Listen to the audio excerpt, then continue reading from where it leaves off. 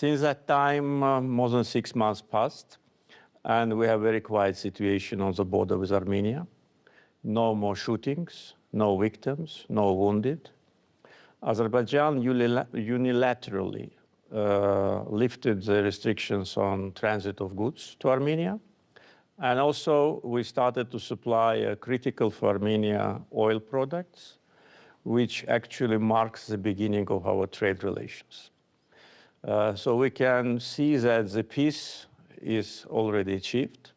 There are certain formalities in order to sign a final peace agreement, but along with the declaration which you mentioned, also foreign ministers of both countries in Washington initialed the text of peace agreement. So for me, it is done. I think the same opinion has the Prime Minister of Armenia. We are just learning to live in peace, and it's a very good feeling. Right, there'll be no signing of peace agreement. I would divide normalization with formal peace agreement. With respect to these people whom you mentioned, these are the leaders of the separatist regime, illegal separatist regime, which illegally functioned on our territory, on the territory of sovereign Azerbaijani state, recognized as it by all international community, including Armenia. For many years, these people were masterminds of all the war crimes against Azerbaijanis and Azerbaijan. And they were brought to justice. They were detained in Karabakh as a result of our military operation and brought to justice. They've been provided with lawyers. The trial was absolutely transparent.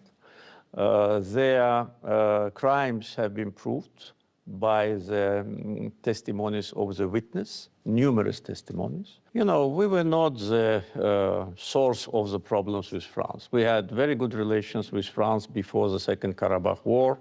There have been visits of presidents, of President Sarkozy, President Hollande, official visits, my official visits to France. Also, I visited France during the term of President Macron.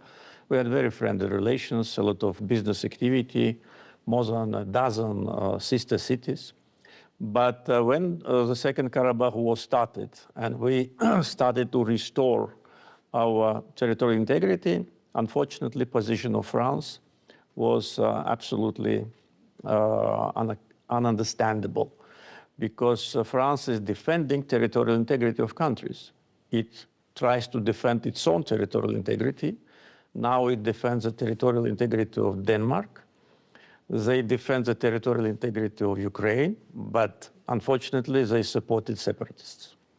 More than 10 resolutions of National Assembly and Senate were aimed to support separatists, and even your parliament recognized so-called Nagorno-Karabakh, though even Armenia did not recognize. Also, relations with the government were tense, but again, we were not the source of this tension. We only wanted our sovereignty to be respected. But you use very harsh words. Well, I did not start to use the harsh words. What was done on behalf of Azerbaijan, I want you to be absolutely sure, was only a response.